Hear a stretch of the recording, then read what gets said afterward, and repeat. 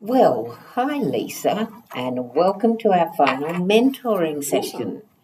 So, to start, once again, I'd like to acknowledge our country. We express our gratitude to the Kaurna peoples for their continuous care of this ancient country for thousands of generations and for the sharing of this land that was never ceded. We recognise and respect the wisdom of Kaurna elders, past, present, and those to come, and extend this to all First Nations people and their living cultures. We walk softly alongside First Nations people as allies committed to seeking guidance, listening with purpose, and acting with courage in our future together. Always was, always will be. Alrighty, so before we look at your observation task, Lisa, I want to do our sanctuary check-in with you first. So, how are you feeling today? I think I'm feeling a lot more confident than what I did, when we started this. Excellent. Very good. That's great to hear. Confidence doesn't come overnight. It builds through understanding and practice. So that's a really good sign.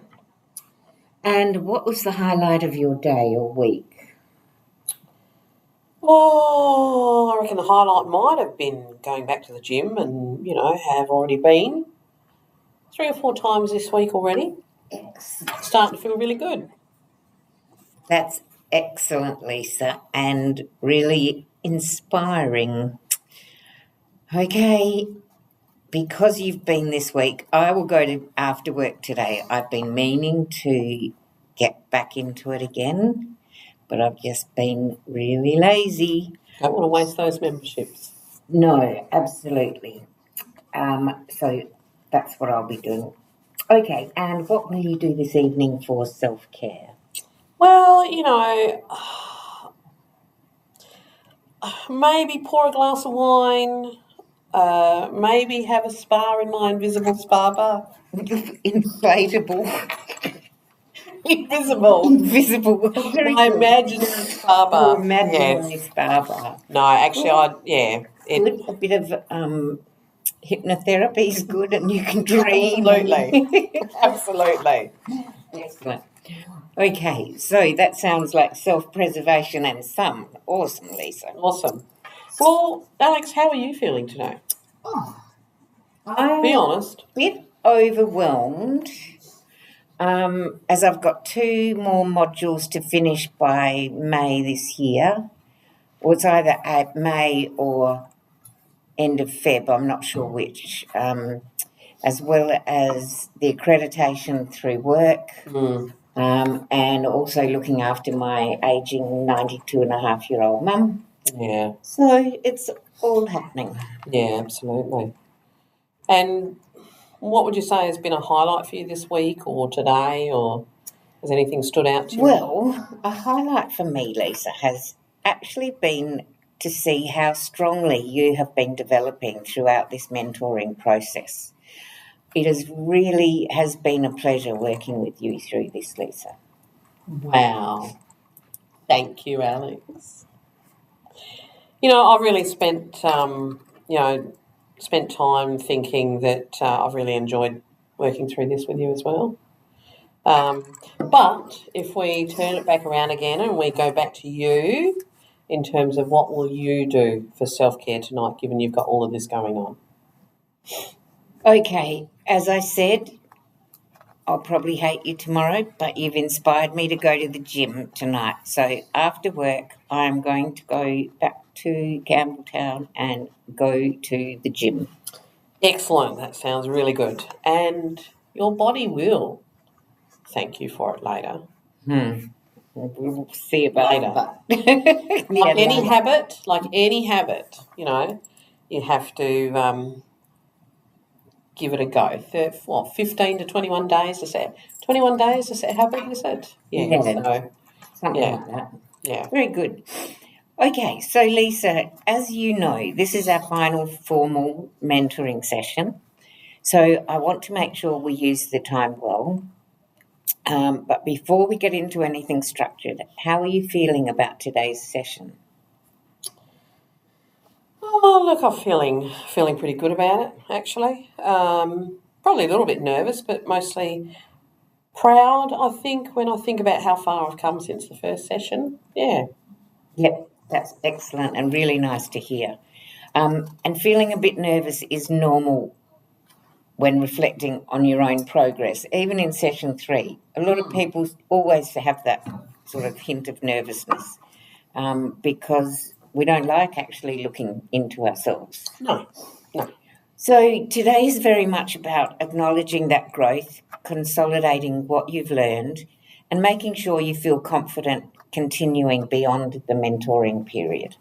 Awesome. So I've brought a copy of the mentoring plan we created in session 1 so we can use it as a reference point. So when we first met, which seems like ages ago, we identified 3 main goals. One was improving your confidence in communication. One was strengthening your documentation accuracy. Mm-hmm. And the other was beginning to develop reflection techniques. Okay. So before we look at each goal in detail, what's your overall impression when you see these written down now? Look, I think, to be honest, they feel much more achievable now than what they did at the start. I think when you think about them at the start, they all did sort of feel overwhelming to a degree. Yeah. Sure, and that's a really important reflection. Growth often shows up in how achievable things feel over time. So let's take these goals one at a time and explore them in more depth. So first, let's talk about skills and knowledge. Thinking back over the mentoring period, Lisa, what specific skills or knowledge do you feel you've developed the most? I think the biggest area of growth for me has been communication, like especially how you communicate during challenging situations. So I feel like I'm much more aware of how my tone, body, language, and choice of words can either escalate or de-escalate a situation. Yeah. Yep, and that's a really important insight. So are you able to describe how your communication has changed compared to early on?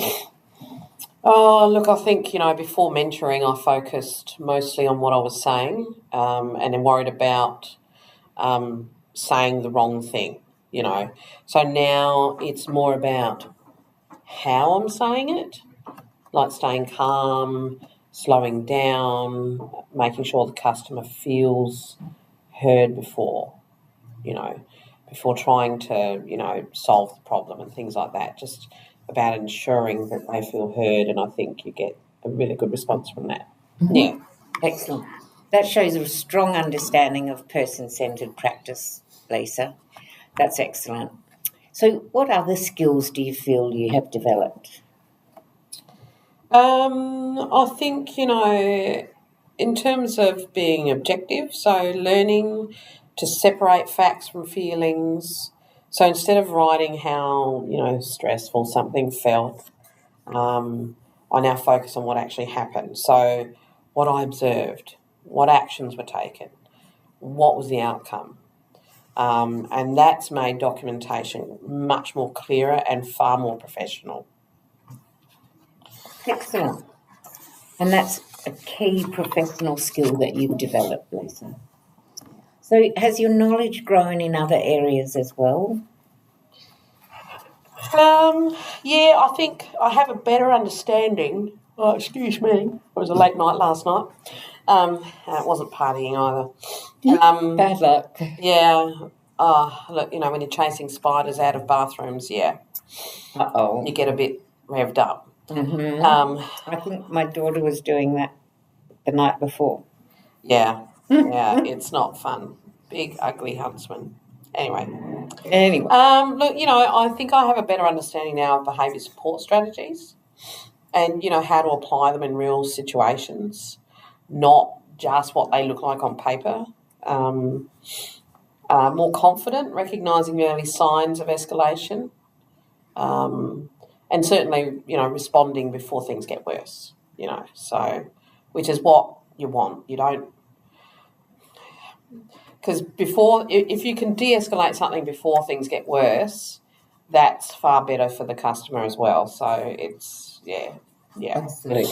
Absolutely. And that was like when we de-escalated and that situation outside the Brickmakers Inn with the Aboriginal girl and the police officers. We got involved in that. Absolutely. Yeah, so that's a really big shift from reactive to proactive practice, Lisa, and that's really good. So how has that knowledge affected how you feel? How has that knowledge affected you, how you feel during shifts that you're working on? Look, I think it makes you feel more in control, and, it just reduces your anxiety, I guess. Mm-hmm. You feel like you have a clearer understanding of how things work. And this is even if a situation is challenging, you have strategies to fall back on. And I suppose, at times when you're still practicing these things, it can be hard to remember what strategies are, in terms of what's in your, bag of skills, whatever, those strategies. But over time, knowing that they're there and knowing that you'll get better at them and won't have to think so much about them. And, that sort of really also comes back to knowing where to get, the help too, if if you need it. So, yeah, absolutely. Yeah. And that confidence, Lisa, is really evident. So are there any personal or professional skills you feel you've developed as a result of mentoring? Look, self-reflection, I think is a good one because much more aware of my own reactions and now and my emotions that, can come from that during shifts. I pause more, think about what's happening, and then just kind of reflect afterwards when something's happened. And then, so doing that means, you're not just moving on and carrying that stress with you. So, yeah. Excellent. And that reflective capability is one of the strongest outcomes of mentoring, Lisa, so well done. So when you look at all of this together, communication, documentation, behaviour support and reflection, what stands out to you the most? Probably, overall just feel more capable. There's not an expectation on myself to be perfect anymore. Like, no one's perfect. You can't be perfect. Right. But you have more trust in your skills and your judgment. So, that's much more than what it used to be. So it's increasing. Yeah, no, that's excellent. Yeah. Excellent. And that trust in yourself is a clear sign of professional growth and readiness to keep developing beyond this mentoring period, Lisa. So, how does it feel communicating this way? Probably feel more confident, less anxious, not rushing anymore, and thinking about being clear and supportive instead. Yeah. Excellent. And that shift from rushing to being intentional is a strong indicator of professional growth. So, also that trust in your own judgment is a major professional milestone. So let's talk about documentation next. And how do you feel your knowledge and skill in documentation has changed? Understand documentation, I guess, better now than what I did. Particularly in terms of breaking it down and stuff like that, and then sort of revisiting those points and, extending on it objectively. So you know what needs to be included and why, and, so being more confident writing that way instead of, like before in terms of reacting and emotionally and stuff like that. So, Excellent. And that why is really important. So good job. So how has understanding the purpose of documentation changed the way you approach it? I suppose in a way it doesn't really feel like a chore anymore. I see it as part of supporting the customer and the team. So not just like something I have ticked off, like another checkbox. So, for example, before mentoring, I didn't always know what information was the most important to include. So, you might focus on the situation instead of what actually happened.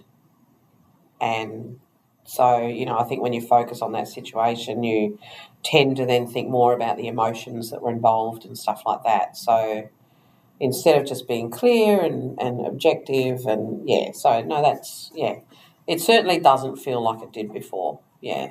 Okay, good. And what does that look like in your notes, like within Lumery? I think, might write something like, the customer was very difficult and wouldn't cooperate, which reflected how I felt in terms of the stress rather than actually stating what the facts were. Yeah. Yep, that's really interesting. And so how would you document the same situation now? I'd probably write something like, customer refused requested task, raised voice, walked away from staff when redirected, staff provided space, offered choices, customer settled after approximately 10 minutes. Excellent.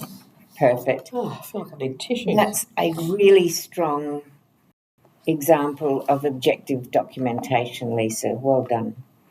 So why do you think that approach is more effective?